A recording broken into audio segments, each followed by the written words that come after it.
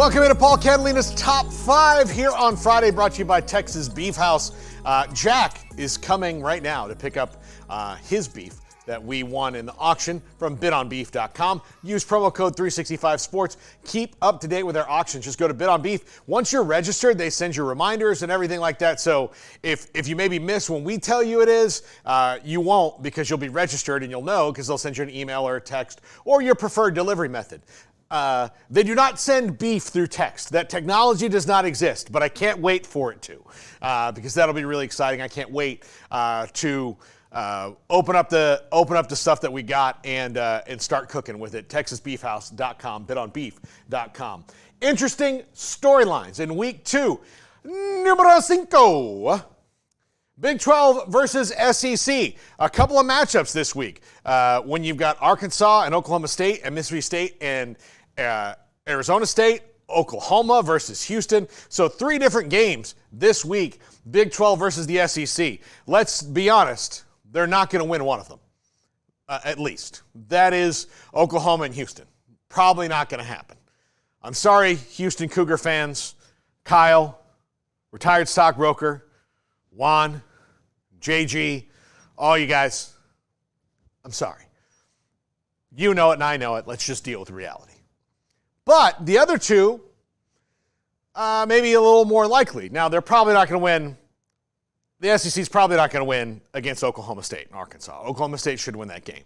But Mississippi State and Arizona State provides the most interesting opportunity. And these games are big for the Big 12 because even the teams that aren't in the playoff discussion will be judged by these games.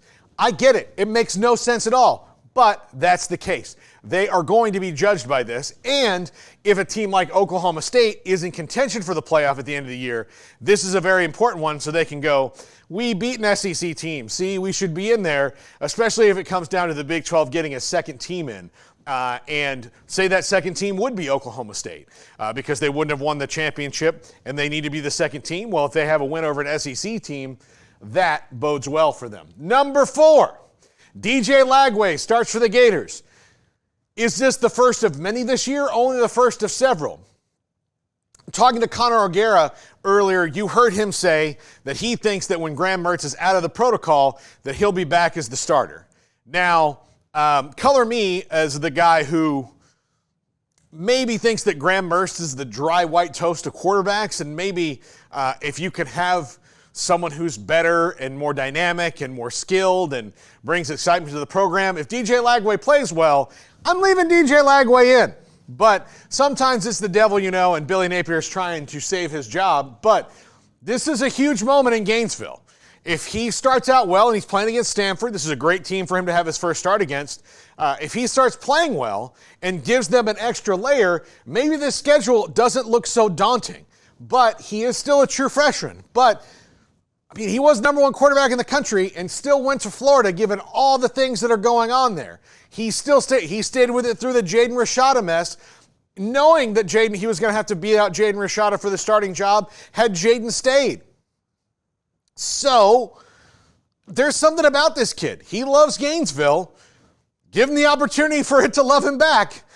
Billy, I think this is the opportunity you might be looking for to save your job. But don't ask me. I'm really biased.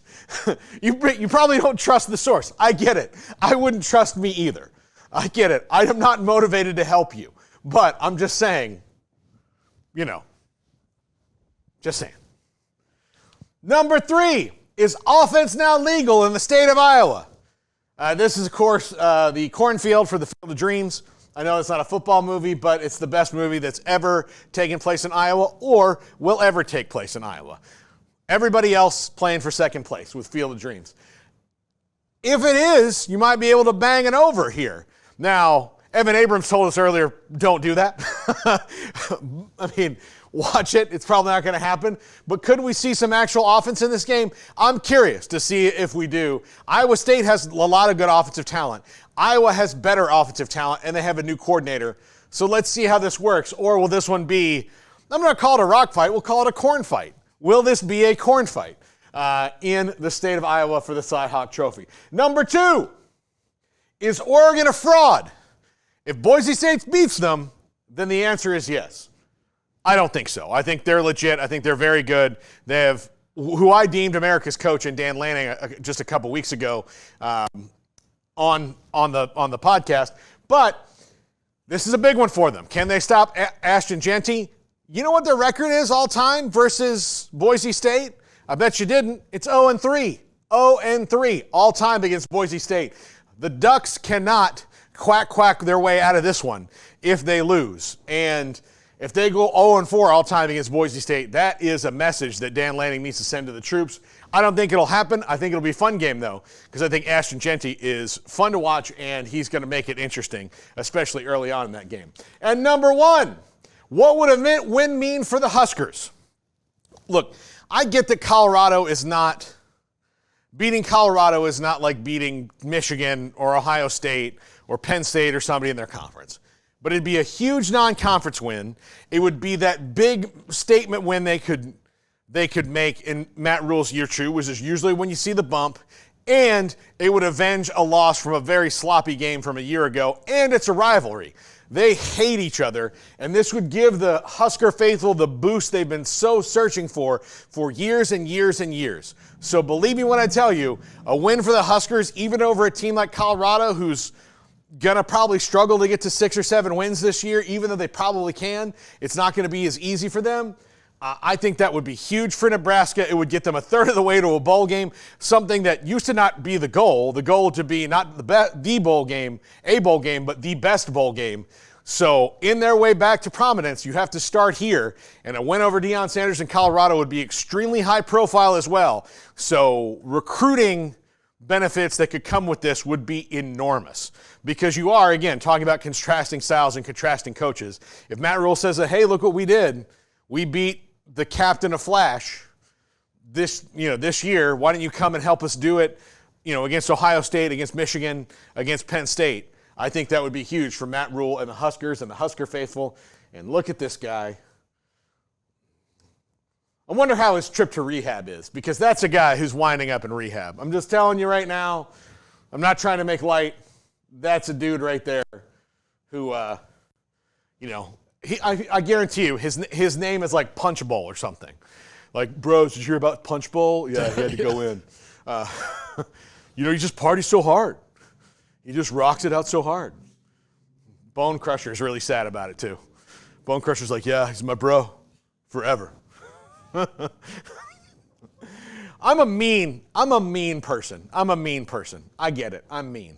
But that's what I think of when I think of this is Punch Bowl, Bone Crusher. That guy's definitely named Lenny.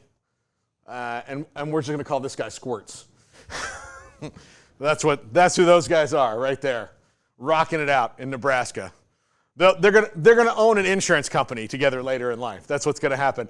Thank you so much for watching today and letting me riff. We're all back together on Monday, of course. We'll go through all the crazy games that happened this weekend. Have a great football weekend, everybody. We love you.